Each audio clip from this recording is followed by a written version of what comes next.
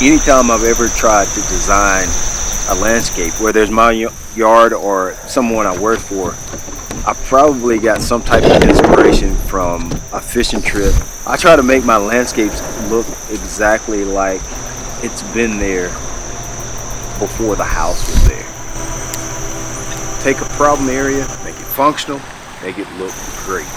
This is my area that I got to work on right here. I was totally inspired by, I was fishing at the river one day and I saw this little waterfall. Like, dude, that'd be real cool to kind of recreate that here in my backyard. So you can see my area right here. You see where the mulch is washed away. The grass doesn't really go really well, but I'm going to fix that. And not only am I going to fix it and make it where the water keeps moving around and I kind of capture that water and redirect it, I'm also going to make this, I'm going to take this opportunity to make this something great, something beautiful, something that's functional, but yet adds to the beautification of my yard. I'll reuse these ferns, but the first thing I need to do is pull them up. I want to start out with a blank slate, so these ferns look really nice. Even though they look kind of rough right now, what I'll do is I'll trim them up. We'll actually separate them because these guys can be separated. I may even cut them back and just let them start over fresh. Since we're in the springtime of the year right now, we can do that. We can cut them back to pretty much nubs and let them start all over again. But I want to dig up all of the plants, start over fresh, and reorganize everything.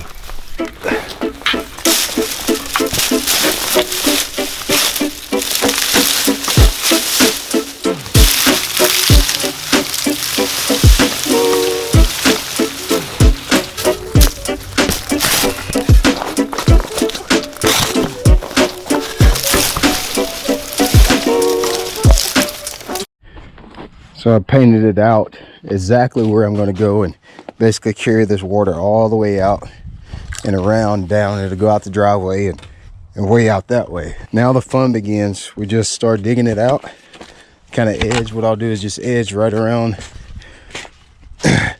where I just painted.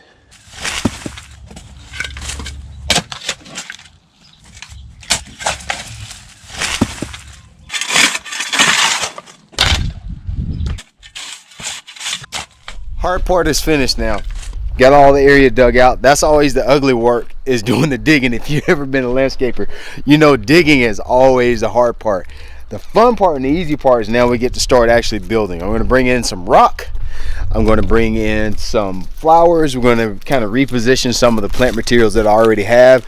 And we're going to make this area that has been a problem, we're going to make it functional, but yet we're going to make it an asset to our landscape here.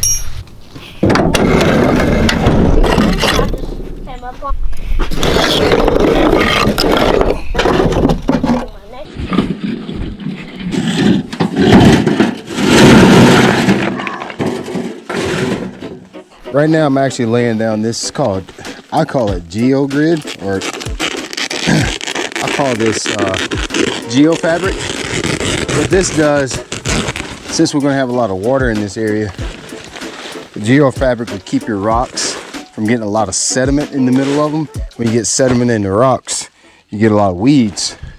So you put this fabric down to keep the sediment out of the cracks, and it reduces the amount of weeds you have. Now, I'm not going to say that it totally eliminates it, because eventually you'll get so much sediment in the cracks of the rocks that you will get some weeds, and you pretty much just pull it up and start all over again.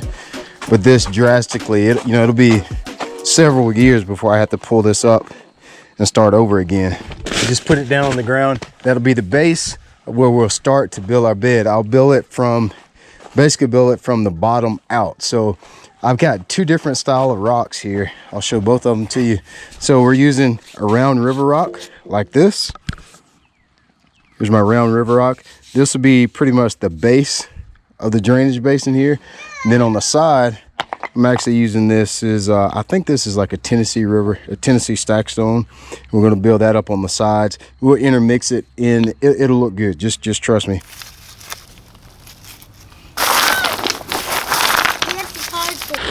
Yep. So I'll kind of just start. I like to actually, I don't just I don't just throw the rocks in the bottom of the basin and kind of move on. I actually place them, because you'll notice there'll be a big difference between placing the rocks in here like this as opposed to just dumping them in there. Come on, give me a bunch all at a time. Just place them in here. Okay, a little bit. Here you go. A bunch of them. Now, like I mentioned, it does take a little extra work to place each rock in the bottom of your creek bed, just like this is, but I promise you at the end of this job, it will look significantly better done this way. Now, what I'm going to do is take these bigger chunks of rock like this. We're going to build up the sides of our wall here like this. You just kind of place those guys in there however you need to.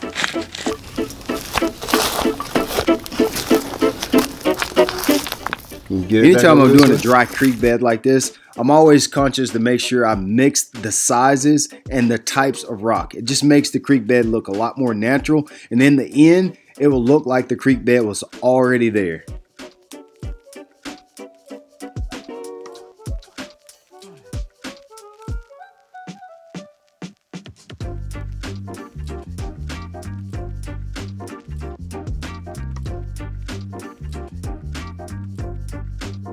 Now, to me, this is when the project starts to get fun. This is when it starts to kind of take shape and starts to really look natural. Of course, the whole idea of what we're doing right here is to take something that is a problem, and we're going to actually try to make it look nice and fix the problem we have at the same time. Hey, now that all the hard work's done, the heavy lifting, it's time to add some greenery to the landscape. Now, you have to be really conscious when you start to pick out your plant materials. You want to use native plant materials. Remember, this area is going to be wet a lot, so we want to use plants that don't mind being wet, and B, we want to use plants that you would likely see in an area that has water around it. You guys see here, I got a few, picked up a few annuals from the greenhouse here, and I'm going to start to incorporate this into the landscape that we kind of made with the rock work. It's actually starting to turn out pretty good. Let me show you exactly what I got here. So my brother actually runs a greenhouse at our local high school, and I picked up a few suncoias. These look really good, have a deep color to them. I don't think they have a flower, but it's more of a foliage plant. As you can see, some of them are starting to flowering now, and I'm gonna use that. And I also took up some of the plants that were kind of overpowering this section. We're going to repurpose these as well. These were I just kind of dug them up and separated them. This was actually one big clump of ferns, and I may cut them back so they can start all over. You can see they're kind of long and leggy. I may clip them back and let them start all over, but we're going to use these and start incorporating these into the landscape as well.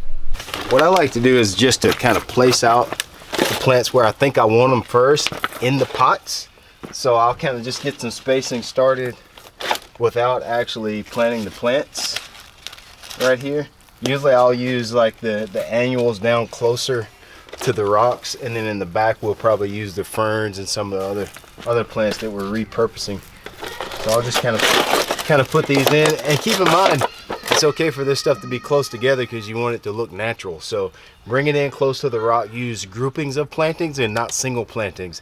A lot of times people talk about putting the appropriate spacing, but I'd much rather have my plants look like one big group than I would to have you see each individual plant. In nature, you never see an individual plants. Plants are always in groupings. So remember that when you're trying to make a natural landscape. Plants are always in groupings and never in singles.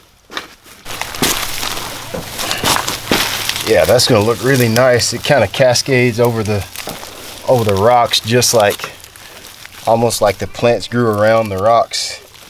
That's the exact look that we're going for here. I'll kind of show you what I got. I kind of got my plants laid out exactly like how I want them, and it's really starting to look a little bit more natural now. You can see these plants are kind of going to overlay over the rocks. That's the look that you want. a lot of this stuff is this is new stuff. So right now it's not that big, but it's going to grow and look a lot bigger. You see, this is just going to blend really well. We'll plant these guys, mulch it all in, make a nice edge from the grass to the mulch, and prune up some of this stuff in the corner, prune up the Cuba that I already have here. And I think this is really going to start to take shape. Got my plants laid out exactly like how I want them. This is a new day here on the project. I got my plants placed. What I'm actually going to do is I'm going to take those up and put my mulch down first. I'm going to put my mulch down first. If you guys have ever tried to put mulch in and around small plants, you know, it can be really difficult to place the mulch around the plants without damaging the plants. They're very tender when they're young in the pots like this. So what I like to do is put the mulch down first, all right? Then we'll come back and actually put the plants in. It'll make it much easier, and then at the end all I have to do is touch up my mulch. I'll show you how that works, and you'll see how it's much easier, and it actually makes the job turn out a lot more crisp.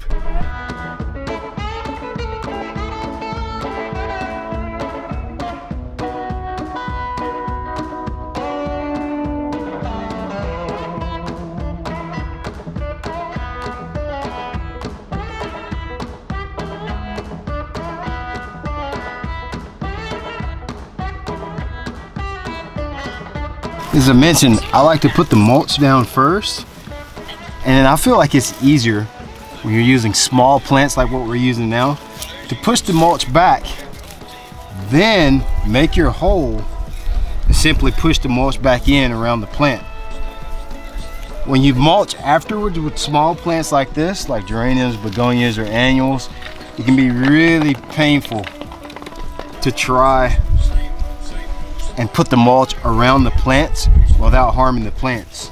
They're very tender and fragile when they're young like this, and they can't really take any kind of contact at all from the shovel or mulch, even the mulch itself. Found it easier just to do it this way. It may take a little bit of extra time, but the end product looks a lot more crisp.